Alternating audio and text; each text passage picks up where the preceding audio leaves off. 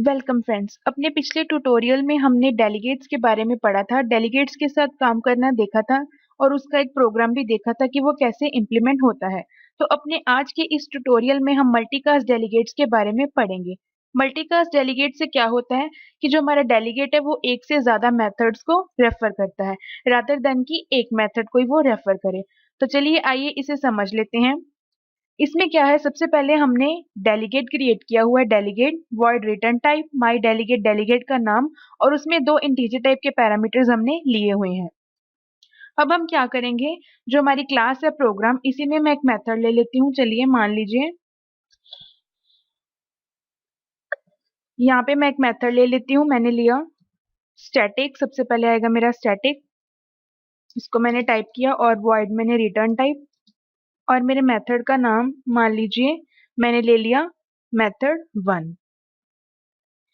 अब इसमें मैं पैरामीटर्स पास करूंगी इंटीजर टाइप के। मैंने ले लिया int a comma int b, और इसमें मान लीजिए कोई मैसेज प्रिंट करवाना चाहती हूँ तो मैंने console dot write line method का यूज किया, जैसा कि हम करते हैं अपनी आउटपुट स्क्रीन पे मैसेज को प्रिंट करवाने के लिए। तो मान लीजिए इसमें मैं message you are in method 1 इसको प्रिंट करवाना चाहती हूँ, तो मैंने ये करवा लिया। जब भी आप मल्टीकास्ट डेलीगेट्स के साथ काम करते हैं या मल्टीकास्ट डेलीगेट्स को यूज करते हैं तो यहाँ पे एक ध्यान देने वाली बात ये है कि जो भी हमारे मेथड्स हैं, डेलीगेट्स हैं, वो सारे सेम फॉर्मेट में ही होने चाहिए। यानी कि जो भी हमारे मेथड्स की रिटर्न टाइप है वो सारी वॉइड ही होनी चाहिए। तो जैसा कि आप देख रहे हैं यहाँ पे हमने मेथड 1 की रिटर्न टाइप भी वॉइड ही ली है, और जहाँ हमने माई डेलीगेट डेलीगेट को क्रिएट किया है वहां भी उसकी रिटर्न टाइप वॉइड ही है। तो अब मैं एक और मेथड ले लेती हूँ। मैंने लिया स्टैटिक वॉइड, और जैसे मैंने मेथड 1 लिया सेम एज मेथड 2, और इसमें मैं इंटीजर टाइप के दो पैरामीटर्स को पास करूंगी। मान लीजिए मैं वैसे इंट x और इंट y को पास किया। अब इसमें मैं मैसेज प्रिंट को करवा लेती हूँ console dot write line method की हेल्प से यू आर इन मेथड 2, जैसा कि आप देख रहे हैं अपनी आउटपुट स्क्रीन पर इस मैसेज को प्रिंट आउट करवाने के लिए। तो अब मैं इसको बंद कर देती हूँ क्लोजिंग ब्रेस के साथ। तो इस तरह से आप देख सकते हैं कि यहाँ पे हमने मल्टीकास्ट डेलीगेट का यूज कर रहे हैं, जहाँ पे मैंने क्या किया है कि मैंने दो मेथड्स लिए हैं। तो अब मैं क्या करूंगी, अपने मेन फंक्शन का यूज करूंगी। तो यहाँ पे मैं टाइप कर लेती हूँ स्टैटिक रिटर्न टाइप वॉइड, और जो मेन फंक्शन है इसको मैंने टाइप कर लिया। यहाँ पे अब इसको ऐसे लिख सकते हैं मेन। अब मैंने क्या किया है कि मैंने दो मेथड्स लिए थे, क्योंकि अब मैं मेन से हमारी एग्जीक्यूशन स्टार्ट होती है। तो मैं क्या करूंगी, मेन में इसका ऑब्जेक्ट लूंगी। सबसे पहले जो मेरी माई डेलीगेट क्लास है उसका ऑब्जेक्ट मान लीजिए माई डेल ले लिया, और उसके बाद न्यू इंस्टेंस, और फिर से जो माई डेलीगेट क्लास है। अब इसमें क्या है कि मैं पैरामीटर को पास करूंगी। तो आप देख रहे हैं आपकी ड्रॉप डाउन लिस्ट में मेथड 1 है जो शो हो रहा था। चलिए इसे दोबारा से टाइप कर लेते हैं। तो ये रहा आपका मेथड 1।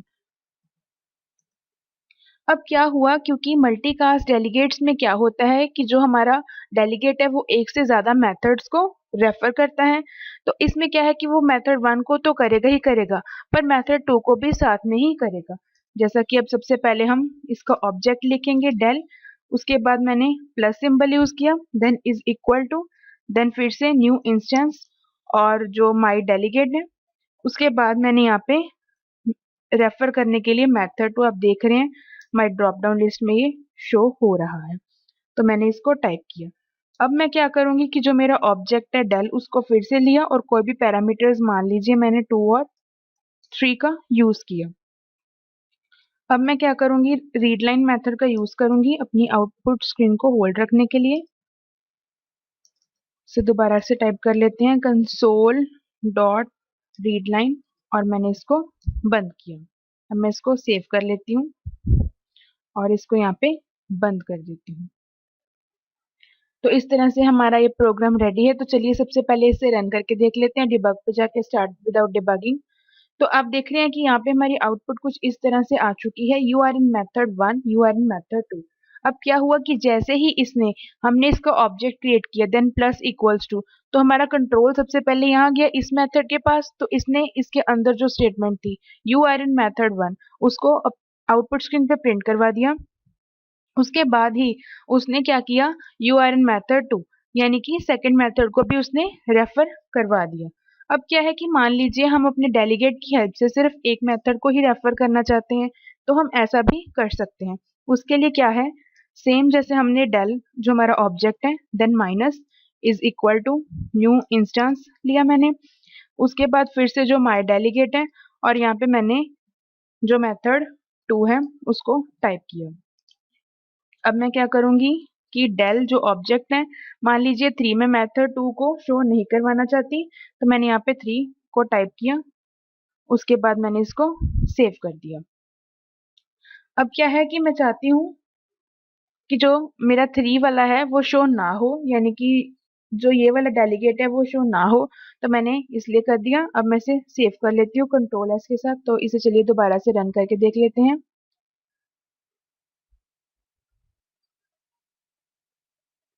अब आप इसमें एक और पैरामीटर्स मान लीजिए, चलिए मैं यहाँ पे 4 भी टाइप कर देती हूँ।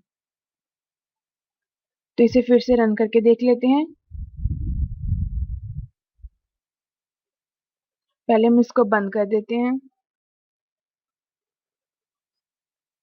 यहाँ से मैंने इसको क्लोज किया, एरर लिस्ट को भी, और इसको दोबारा से सेव किया। अब हम इसे डिबग करके देखते हैं। तो आप देख सकते हैं कि आपकी आउटपुट स्क्रीन पर कुछ इस तरह से मैसेज आ चुका है, you are in method 1, you are in method 2। यानी पहले वाले जो हमने प्लस सिंबल के साथ यूज किए वो दोनों डेलीगेट्स दोनों मेथड्स को रेफर कर रहे हैं।